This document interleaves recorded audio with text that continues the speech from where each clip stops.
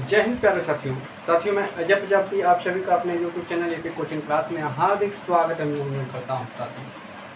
साथियों जैसा कि आपको व्हाइट बोर्ड पर कुछ प्रश्न लिखा हुआ दिखाई दे रहा होगा, आज उन प्रश्नों को हम बहुत ही शानदार तरीके से समझने वाले हैं।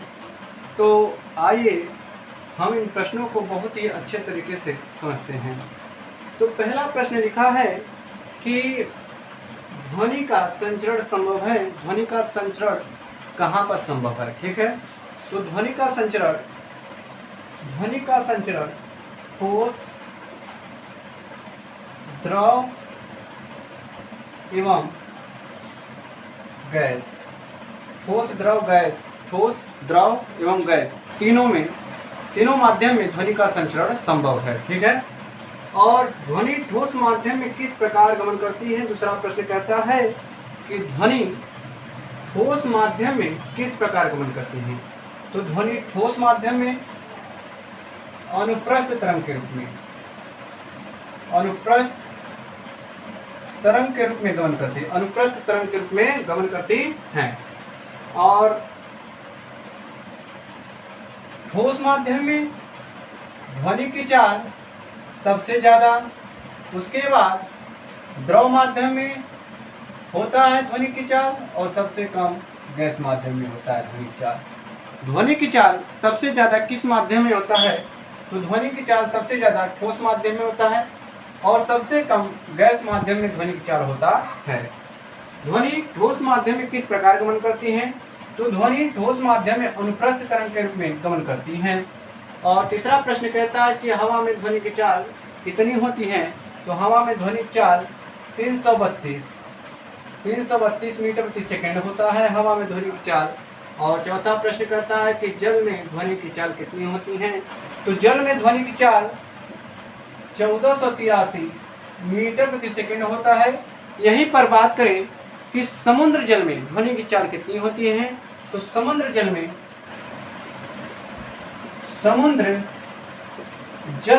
ध्वनि की चाल 1533 मीटर प्रति सेकेंड होता है। 1533 मीटर प्रति सेकेंड समुद्र जल में ध्वनि की चाल होता है। और पांचवा प्रश्न कहता है किसमें ध्वनि की चाल सबसे अधिक होती है? तो ध्वनि की चाल सबसे ज़्यादा ठोस माध्यम में होता है। किसमें होता है? ठोस में। और कहें कि किस धातु में होता है? तो स्टील धातु में ध्वनि की चाल सबसे ज़्यादा होता है। कितना होता है स्टील में ध्वनि की चाल? तो स्टील में ध्वनि की चाल 5920 मीटर प्रति सेकेंड होता है। स्टील में ध्वनि की चाल 5920 मीटर प्रति सेकेंड होता है। और यही बात करें कि लोहे में ध्वनि की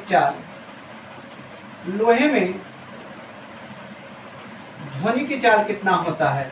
तो लोहे में ध्वनि की चाल 5130 मीटर प्रति सेकेंड होता है। 5130 मीटर प्रति सेकेंड लोहे में ध्वनि की चाल 5130 मीटर प्रति सेकेंड होता है। और छठा प्रश्न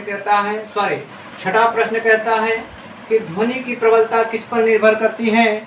तो ध्वनि की प्रबलता अर्थात प्रबलता को हम तीव्रता भी कहते हैं। प्रबलता को क्या कहा जाता है? तो प्रबलता को हम तीव्रता भी कहते हैं। प्रबलता को तीव्रता भी कहा जाता है। और ध्वनि की प्रबलता किस पर निर्भर करती है? तो ध्वनि की प्रबलता आयाम पर निर्भर करती है। किस पर निर्भर करती है? तो आयाम पर। ध्वनि की प्रबलता आयाम पर निर्भर करती है, अर्थात ध्वनि की तीव्रता आयाम पर निर्भर करती है। और ध्वनि की प्रबलता या ध्वनि के आयाम अधिक होने से ध्वनि की प्रबलता अधिक होती है। ध्वनि का आयाम अधिक होने से ध्वनि की प्रबलता अधिक होती है। ठीक है, और सातवां प्रश्न कह रहा है कि तारत्व किस पर निर्भर करता है? तारत्व किस पर निर्भर करता है या करती है? तो तारत्व आवृत्ति पर निर्भर करती है। तारत्व किस पर निर्भर करती है? तो तारत्व आवृत्ति पर निर्भर करती है। तारत्व किस पर निर्भर करती है? तो तारत्व आवृत्ति पर निर्भर करती है। और आठवां प्रश्न कह रहा है कि मनुष्यों के लिए मानक ध्वनि का स्तर कितना होता है? तो मनुष्यों के लिए मानक ध्वनि का स्तर 60 डेसिबल तक होता है। कितना होता है? 60 डेसिबल तक होता है। डेसिबल को डीबी द्वारा प्रदर्शित करते हैं, ठीक है। और ध्वनि का यस्थाई मात्रक, ध्वनि का यस्थाई मात्रक, ध्वनि का यस्थाई मात्रक डेसिबल होता है। क्या होता है? डेसिबल। ध्वनि का यस्थाई मात्रक क्या होता है? तो ध्वनि का यस्थाई मात्रक डेसिबल होता है। और वही बात करें कि ध्वनि की प्रबलता का यस्थाई मात्रक क्या होता है, तो ध्वनि की प्रबलता का यस्थाई मात्रक वाट प्रति मीटर स्क्वायर होता है। वाट प्रति मीटर स्क्वायर ध्वनि की प्रबलता का यस्थाई मात्रक होता है। ध्वनि की प्रबलता किस पर निर्भर करती है? तो ध्वनि की प्रबलता आयाम पर निर्भर करती है। यदि आयाम अधिक होगा तो ध्वनि प्रबलता अधिक होगा, और यदि आयाम अधिक होगा तो ध्वनि प्रबलता क्या होगा? तो ध्वनि प्रबलता अधिक होगा। ठीक है, आइए 9वां प्रश्न पढ़ते हैं। 9वां प्रश्न क्या कह रहा है? 9वां प्रश्न कह रहा है कि तरंग कितने प्रकार के होते हैं? तो तरंग 3 प्रकार के होते हैं। कितने प्रकार के होते हैं? 3 प्रकार के। तरंग 3 प्रकार के होते हैं। तरंग 3 प्रकार के होते हैं, ठीक है। पहले हम पढ़ते हैं अपश्रव्य तरंग के बारे में। अपश्रव्य तरंग। अपश्रव्य तरंग क्या होता है? अपश्रव्य तरंग 0 से 20 हर्ट्ज से कम, 0 से 20 हर्ट्ज से कम आवृत्ति वाली तरंग को अपश्रव्य तरंग कहते हैं। अपश्रव्य तरंग को कुत्ता, बिल्ली आदि सुन सकते हैं, ठीक है। अपश्रव्य तरंग को कौन सुन सकता है? तो अपश्रव्य तरंग को कुत्ता, बिल्ली आदि सुन सकता है। और दूसरा पढ़ते हैं श्रव्य तरंग। इसके बारे में, श्रव्य तरंग के बारे में। श्रव्य तरंग क्या होता है? तो 20 हर्ट्ज से अधिक, 20 हर्ट्ज से अधिक आवृत्ति वाली तरंग को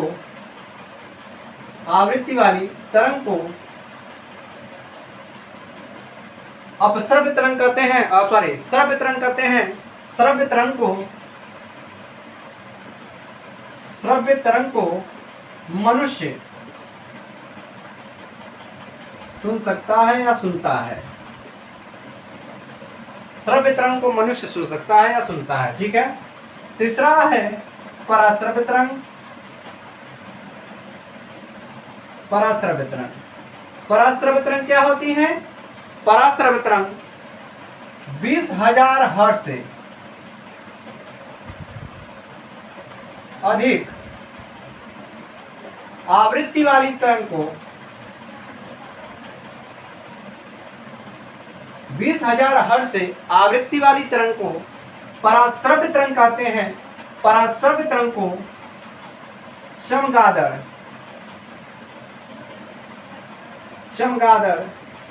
सुन सकता है। चमगादड़ सुन सकता है। पराश्रव्य तरंग 20,000 हर्ट्ज से अधिक वाली तरंग को पराश्रव्य तरंग कहते हैं। पराश्रव्य तरंग को चमगादड़ सुन सकता है, ठीक है। आइए 10वां प्रश्न क्या कहता है? आवृत्ति किसे कहते हैं? तो आवृत्ति प्रति सेकेंड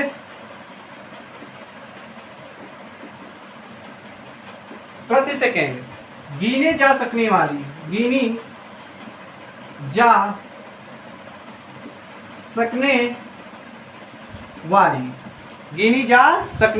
ठीक है। सॉरी, यहां पर लिखते हैं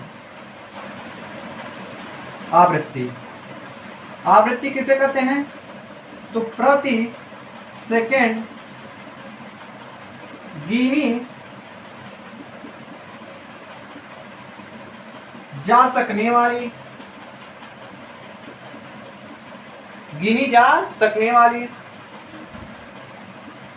कंपन को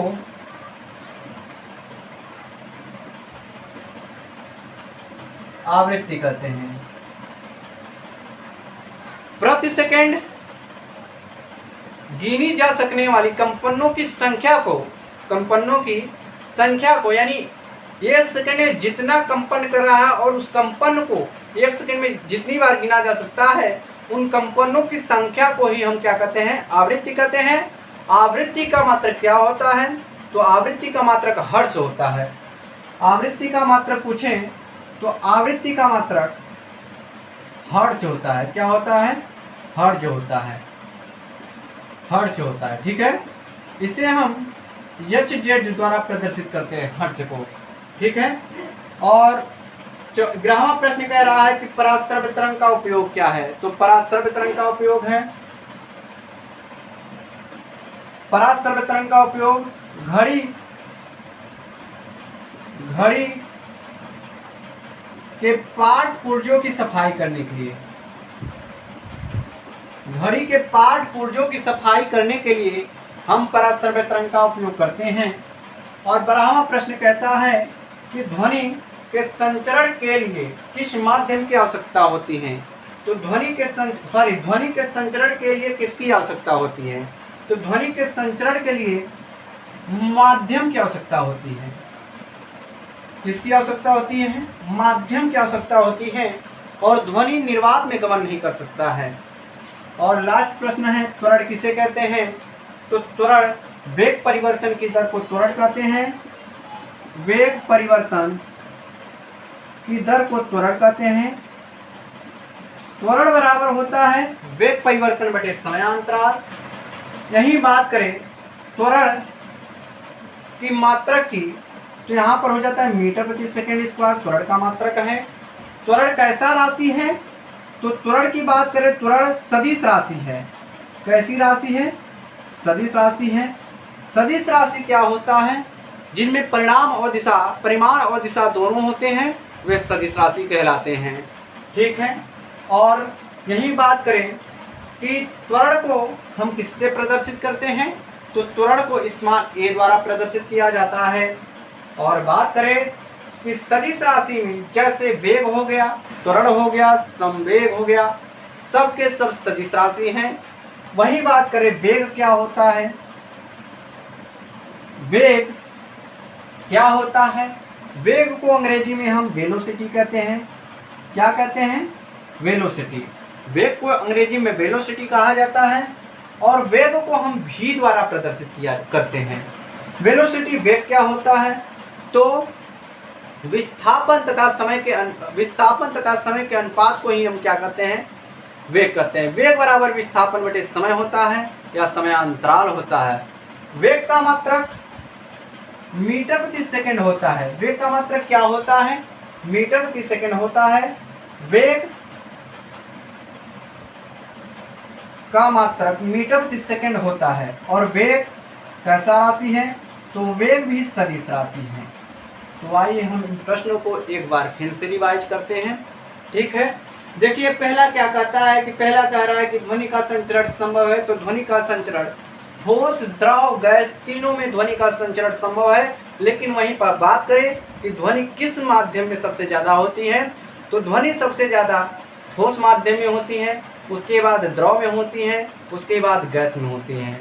सबसे ज़्यादा ठोस में सबसे ज़्यादा ठोस माध्यम में ध्वनिक चाल सबसे ज़्यादा होती है और सबसे कम गैस माध्यम में सबसे कम ध्वनि की चाल होती है। वहीं पर दूसरा प्रश्न कहता है कि ध्वनि ठोस माध्यम में किस प्रकार गमन करती है। तो ध्वनि जो होता है वह ठोस माध्यम में अनुप्रस्थ तरंग के रूप में गमन करती हैं। और तीसरा प्रश्न कहता है कि हवा में ध्वनि की चाल कितनी होती है। तो हवा में ध्वनि की चाल 332 मीटर प्रति सेकेंड होता है हवा में ध्वनि की चाल। और बात करें कि ध्वनि का स्थायी मात्रक क्या होता है, तो ध्वनि का स्थायी मात्रक डेसिबल होता है। वहीं पर बात करें ध्वनि की तीव्रता अर्थात ध्वनि की प्रबलता का स्थायी मात्रक क्या होता है, तो ध्वनि की प्रबलता का स्थायी मात्रक वाट प्रति मीटर स्क्वायर होता है, ठीक है। और बात करते हैं कि हम हवा में ध्वनि की चाल तो 332 मीटर प्रति सेकेंड होता है। और वहीं पर बात करते हैं कि जल में ध्वनि की चाल कितनी होती है, तो जल में ध्वनि की चाल 1483 मीटर प्रति सेकेंड होता है। और वहीं पर बात करें कि ध्वनि की चाल किसमें सबसे ज़्यादा होती है, किस पदार्थ में सबसे ज़्यादा, किस धातु में सबसे ज़्यादा होती है, तो ध्वनि की चाल सबसे ज़्यादा स्टील धातु में होती है। स्टील धातु में सबसे ज़्यादा ध्वनि की चाल होती है। कितनी होती है? 5920 मीटर प्रति सेकेंड स्टील में ध्वनि की चाल होती है। वहीं पर बात करें कि लोहे में ध्वनि की चाल कितनी होती है, तो लोहे में ध्वनि की चाल 5130 मीटर प्रति सेकेंड लोहे में ध्वनि की चाल होती है। और समुद्र जल में ध्वनि की चाल की बात करें तो समुद्र जल में ध्वनि की चाल कितनी होती है, तो समुद्र जल में ध्वनि की चाल कितनी होती है, तो 1533 मीटर प्रति सेकेंड होता है। और आइए 5वां प्रश्न कहता है किसमें ध्वनि की चाल सबसे ज्यादा होती है। वही ठोस माध्यम में ध्वनि की चाल सबसे ज्यादा, लेकिन किस धातु में ज्यादा होती है, तो स्टील में होती है।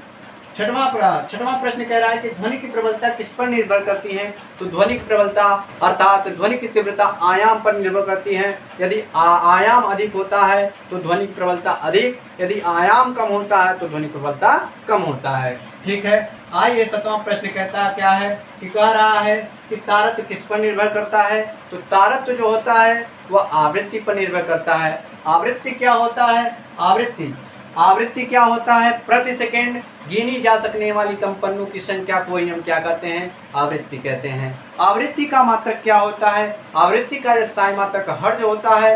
हर्ट्ज को हम यह द्वारा प्रदर्शित करते हैं। ठीक है, और आइए 8वां प्रश्न कह रहा है कि मनुष्य के लिए मानक ध्वनि का स्तर कितना है, तो मनुष्य के लिए मानक ध्वनि का स्तर 60 डेसिबल तक होता है। ठीक है, 9वां प्रश्न कहता है तरंग कितने प्रकार के होते हैं, तो तरंग जो होता है वह 3 प्रकार के होते हैं। कौन कौन से, अपश्रव्य तरंग, अपश्रव्य तरंग, श्रव्य तरंग और पराश्रव्य तरंग। अपश्रव्य तरंग क्या होती हैं, 20 हर्ट्ज से कम आवृत्ति वाली तरंग को अपश्रव्य तरंग कहा जाता है, अपश्रव्य तरंग कहा जाता है। अपश्रव्य तरंग को कौन सुन सकता है, तो अपश्रव्य तरंग को मनुष्य नहीं सुन सकता है, कुत्ता बिल्ली आदि सुन सकते हैं। ठीक है, श्रव्य तरंगे क्या होती हैं, श्रव्य तरंगे 20 हर्ट्ज से अधिक आवृत्ति वाली तरंग को श्रव्य तरंग कहते हैं। श्रव्य तरंग कौन सुन सकता है, श्रव्य तरंग को ही मनुष्य सुन सकता है। और पराश्रव्य तरंगे क्या होती हैं, तीसरा है पराश्रव्य तरंगे। पराश्रव्य तरंग क्या होती हैं, 20 हर्ट्ज से अधिक, 20,000 हर्ट्ज से अधिक, 20,000 हर्ट्ज से अधिक आवृत्ति वाली तरंग को पराश्रव्य तरंग कहते हैं। पराश्रव्य तरंग को चमगादड़ सुन सकता है। ठीक है, उसके बाद कहता है आवृत्ति किसे कहते हैं, अभी हमने बताया कि प्रति सेकंड गिनी जा सकने वाली कंपनों की संख्या को आवृत्ति कहते हैं। और 11वां प्रश्न कहता है कि पराश्रव्य तरंगों का उपयोग क्या है। पराश्रव्य तरंगों का उपयोग है कि जो हम घड़ी है, घड़ी की साफ सफाई करने के लिए, घड़ी की पार्ट पुर्जों की सफाई करने के लिए हम पराश्रव्य तरंग का उपयोग करते हैं।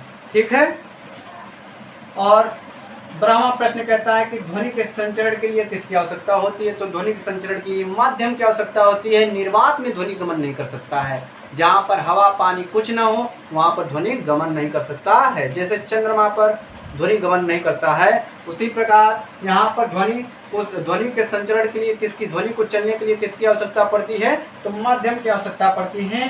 तो और 13वां प्रश्न कहता है कि त्वरण किसे कहते हैं, तो त्वरण किसे कहते हैं, त्वरण वेग परिवर्तन की दर को त्वरण कहते हैं। वेग परिवर्तन की दर को त्वरण कहते हैं। त्वरण बराबर होता है वेग परिवर्तन बटे समयांतराल। त्वरण को हम ए से प्रदर्शित किया करते हैं और त्वरण का मात्रक क्या होता है, वह होता है मीटर प्रति सेकंड स्क्वायर त्वरण का मात्रक होता है। त्वरण कैसी राशि है, तो त्वरण अदिश राशि, त्वरण सदिश राशि है। अब सदिश राशि क्या होता है, जिसमें परिमाण और दिशा दोनों होते हैं, वे सदिश राशि कहलाते हैं। ठीक है, जैसे बल भी क्या है, सदिश राशि है। वेग भी क्या है, सदिश राशि है। ठीक है, आइए वेग के बारे में जान लेते हैं। वेग क्या होता है, वेग को इंग्लिश में वेलोसिटी कहते हैं। और वेग क्या होता है, विस्थापन तथा समय के अनुपात को हम वेग कहते हैं। वेग बराबर विस्थापन बटे समयांतराल। वेग का मात्रक मीटर प्रति सेकंड होता है। वेग भी कैसा राशि है, तो सदिश राशि है। तो साथियों, हमें पूरा उम्मीद है कि आपको यह वीडियो बहुत ही अच्छा लगा होगा। तो यदि आप हमारे चैनल पर नए होंगे तो चैनल को सब्सक्राइब करने का काम करेंगे और इसे ज़्यादा से ज़्यादा शेयर करने का काम करेंगे। जय हिंद साथियों।